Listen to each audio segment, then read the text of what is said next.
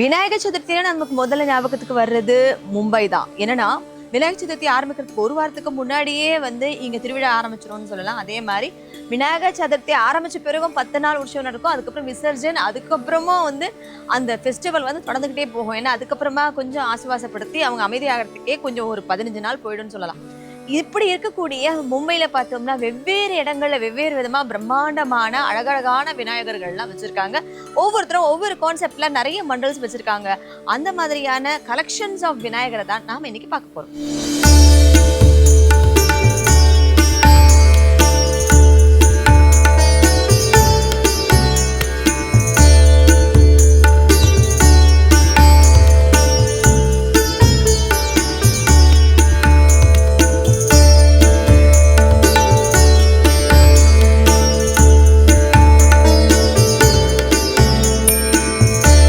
தாராவிசா கனராஜ் பார்த்தீங்களா? தாராவியோடைய ஹெட் மாதிரி இருக்கார். பார்க்கறதுக்கு அவ்வளோ பிரம்மாண்டமாக இருக்கார். பாம்பேயில் அதிகமான தமிழர்கள் வாழக்கூடிய இடம்னு பார்த்தோம்னா தாராவி தான்.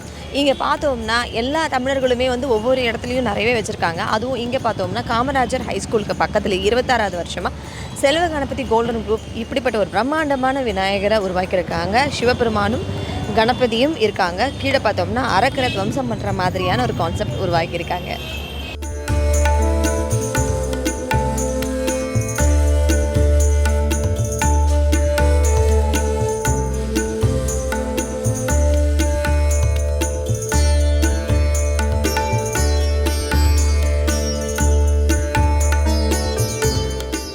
Black star king of Dharavi எப்படி அந்த பேர் இருக்கோ அதே மாதிரி இங்கே ஒரு ஸ்பெஷல் என்னென்னா எல்லா வருஷமும் இங்கே வைக்கக்கூடிய விநாயகர் கருப்பு கலரில் தான் வைப்பாங்க. அது மட்டும் இல்லாமல் இந்த வருஷம் முருகருடைய கான்செப்ட் அப்படின்னு சொல்லியிருக்காங்க. என்னதான் விநாயகர் சதுர்த்திக்கு நம்ம விநாயகர் பெருமான் ஹீரோவாக இருந்தாலும் பார்த்தீங்களா கையில் வேல் வச்சு முருகப்பெருமான் மாதிரி காட்சி தர.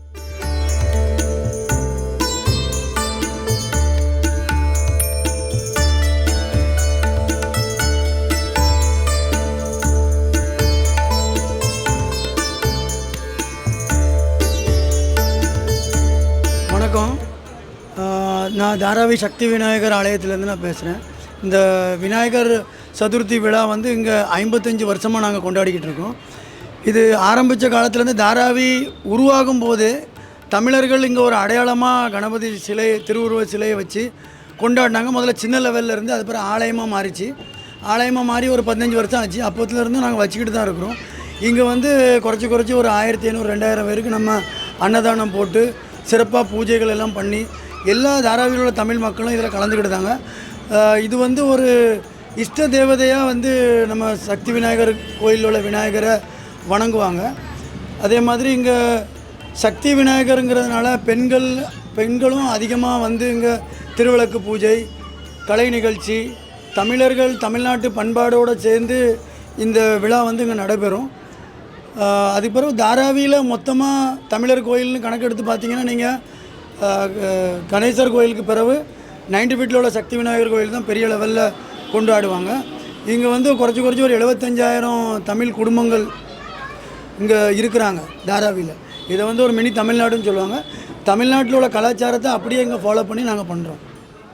கணபதி விழா உருவாக்குனதுன்னா பாலகங்காதர் திலகர் அவர் தான் அந்த கணபதி திருவுருவ சிலையை உருவாக்கி கணபதி விழான்னு சொல்லி ஒன்று ஏற்பாடு பண்ணி எல்லாத்தையும் ஒன்று சேர்க்குற விதத்தில் இதை பண்ணினார். அந்த டைமில் அவர் மகாராஷ்டிராக்காரர்.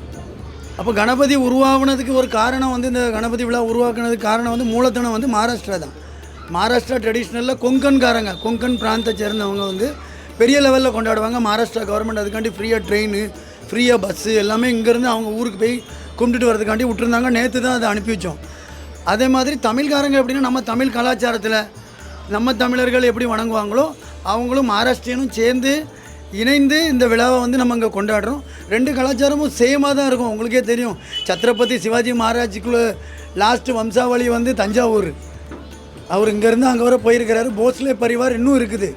இங்கே மகாராஷ்டிராவில் பூனாவில் இருக்குது. அவங்க லாஸ்ட்டு பரிவார் இருக்குது. தஞ்சாவூர்லேயும் இருக்கிறாங்க. அதே மாதிரி உங்களுக்கு ரெண்டு கலாச்சாரம் சேம் தான். ஓரளவுக்கு நீங்கள் பார்த்தீங்கன்னா கலாச்சாரத்துக்கு சிறந்த இதில் வந்து தமிழர்கள் வர்ற மாதிரி மகாராஷ்டிரன்னு வர்றாங்க. இப்போ நம்ம ஊரில் வந்து சாமிக்கு கொழுக்கட்டை அந்த படையல் இந்த மாதிரி வைப்போம்ல, அந்த மாதிரி வந்து இங்கே வேற ஏதாவது பண்ணுறாங்களா அப்படின்னு கேட்குறாங்க. இங்கேயும் நாங்கள் எல்லாமே கொழுக்கட்டெலாம் வைப்போம். நீங்கள் காலையில் எந்த மாதிரி நீங்கள் ஆரம்பிப்பீங்க விநாயகர் சதுர்த்தி இங்கே அப்படி சொல்லுங்கள்? காலையில் எந்திரிச்சு நாங்கள் எல்லா வீடெல்லாம் சுத்தம் பண்ணி நாளே வச்சுருவோம். நாங்களும் ஊரில் மாதிரி கொழுக்கட்டெலாம் அவிச்சு தான் வச்சு சாமி கொழுக்கட்டை சுண்டலை வைப்போம், வைப்போம். வேறு இது பொங்கல், சக்கரை பொங்கல் அதெல்லாம் வைப்போம். பிள்ளையாருக்கு என்னென்ன பிடிக்குமோ அவள் பொரி எல்லாமே வச்சு கும்பிடுவோம்.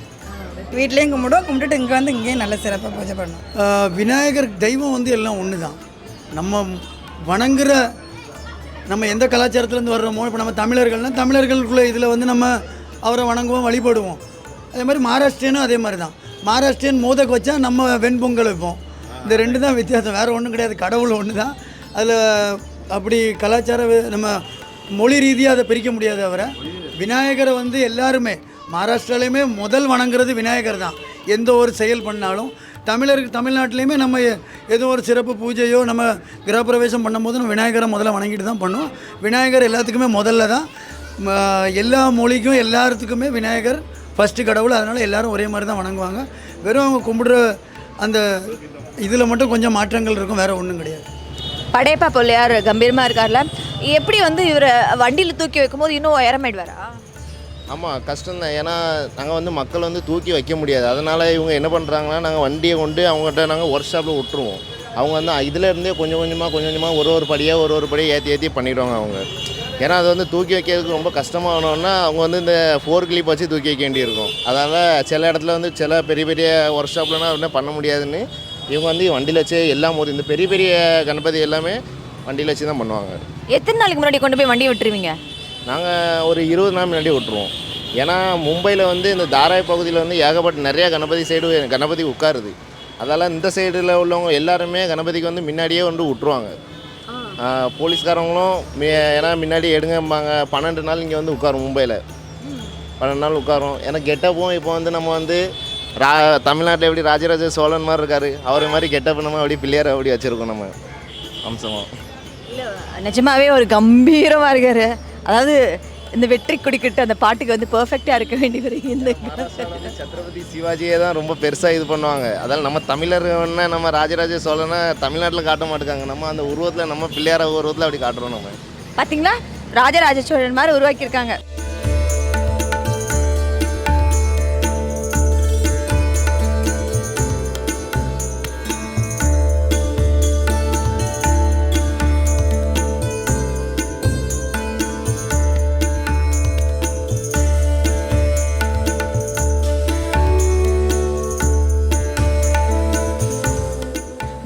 வது வருஷமாக தாராவியில் சதன் கிங் மண்டல் பிரம்மாண்டமான விநாயகர் வச்சுருக்காங்க. இங்கே வந்து ஒவ்வொரு வருஷமும் வித்தியாசமாக வைப்பாங்களா.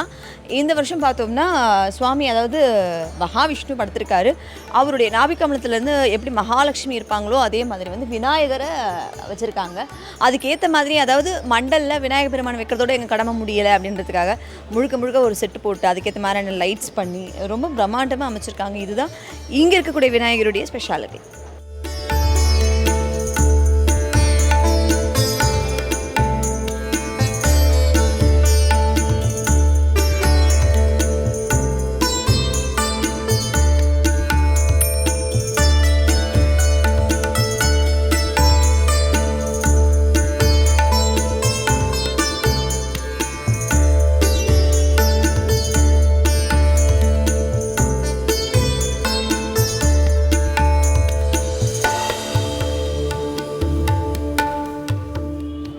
மகாராஷ்டிரா விநாயகர்களுக்கு இருக்கிற ஒரு தனித்துவம் என்னன்னு பார்த்தோம்னா, இந்த புராணத்தில் விநாயகர் வந்தால் எப்படி இருக்கும் அப்படிங்கிற கற்பனை சக்தியை அதீதமாக அவங்க அப்ளை பண்ணுவாங்கன்னு சொல்லலாம்.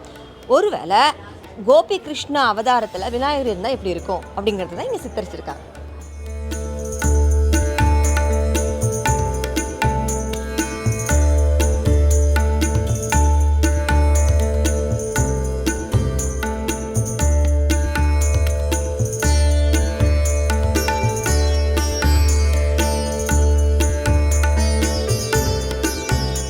விநாயகர் சதுர்த்திக்காக மும்பை வந்துட்டு என்னடா இது ஒரு ஃபாரஸ்ட் மாதிரியான ஒரு தீம்குள்ளே வரேன்னு பார்க்குறீங்களா? அதாவது இங்கே மும்பையில் டோட்டலாகவே வந்து wild life save the wild life அப்படிங்கிற கான்செப்டில் இங்கே வந்து ரொம்ப க்ரியேட்டிவாக ஒன்று யோசிச்சு வச்சுருக்காங்க. ஒரு சின்ன ஃபாரஸ்ட் மாதிரியே உருவாக்கியிருக்காங்க.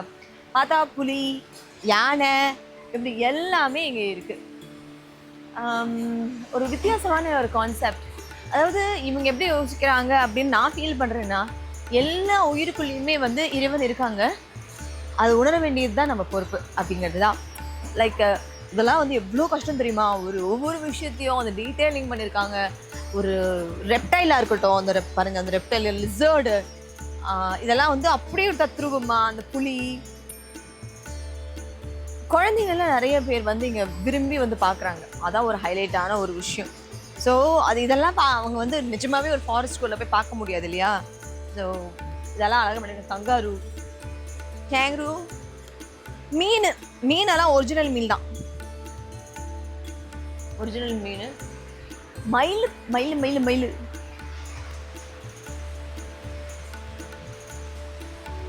மயில் வச்சிருக்காங்க.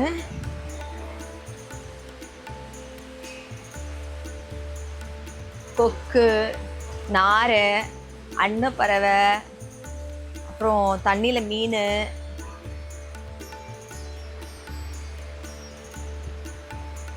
சின்ன நத்தை வரைக்கும் எல்லாமே இருக்குங்க. நத்தையெல்லாம் இருக்கு, அதான் பெரிய விஷயம். இவ்வளோ அழகா இருக்கார் பார்த்தீங்களா கணபதி. இந்த மொத்த காட்டுக்குமே நான் தான் ராஜா, என் கண்ட்ரோலில் தான் எல்லாமே இருக்கு அப்படிங்கிற மாதிரி அவர் சொல்ற மாதிரி எனக்கு அப்படியே மைண்ட் வாய்ஸ் விடுது. நாம எப்படி அடுத்த உயிரினத்துக்கு கிட்ட பழகுறோமோ அதே மாதிரி தான் அடுத்த உயிரினமும் நம்ம கூட பழகும். எல்லா வைல்ட் லைஃப்பையும் அழகாக வச்சுருக்காங்க. இது வந்து கிட்ஸுக்கு மட்டும் இல்லாமல் பெரியவங்களும் ரொம்ப இன்ட்ரெஸ்டிங்காக வந்து எல்லாத்தையுமே பார்க்குறாங்க. அழகாக இருக்குல்ல, டிஃப்ரெண்ட் கான்செப்ட்.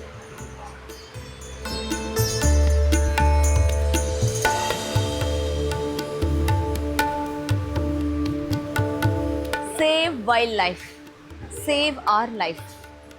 இதுதான் நம்ம மும்பை வாஷியில் இருக்கக்கூடிய கன்ராஜோடைய தீம்.